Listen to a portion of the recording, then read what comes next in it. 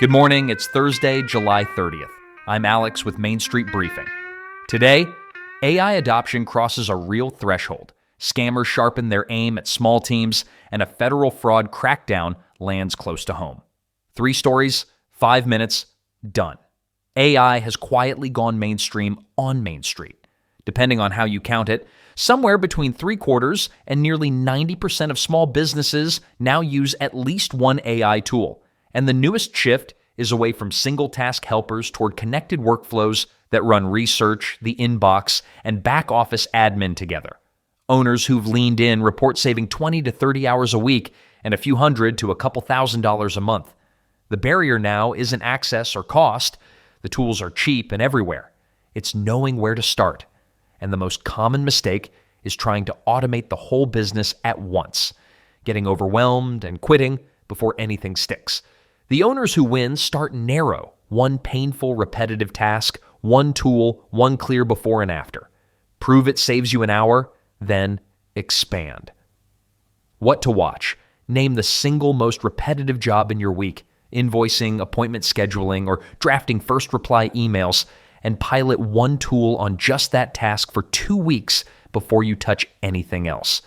The flip side of all that adoption is exposure. Security researchers warn that small teams now face the same threats as big companies: phishing, ransomware, stolen credentials, weak access control, but with a fraction of the defenses, which is precisely why attackers aim at them. The newest tactics lean on AI too. Deepfake voice calls that impersonate a vendor or even the owner, and messages posing as your IT support claiming an urgent problem that needs immediate access or payment.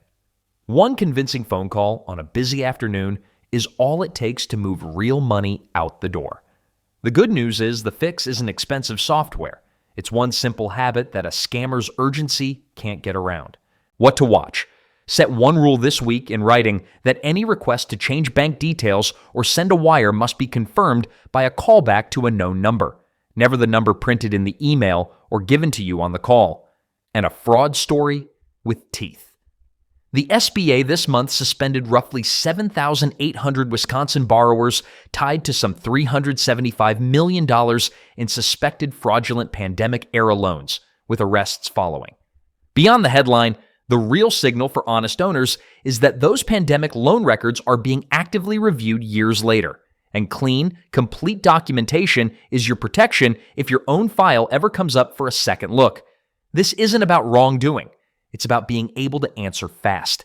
A missing form you can't find in an afternoon turns a routine records request into weeks of stress. What to watch?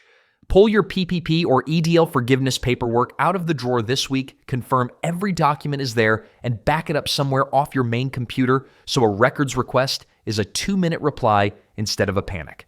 That's Thursday. I'm Alex. One more day, 3 more stories tomorrow. Take care of it.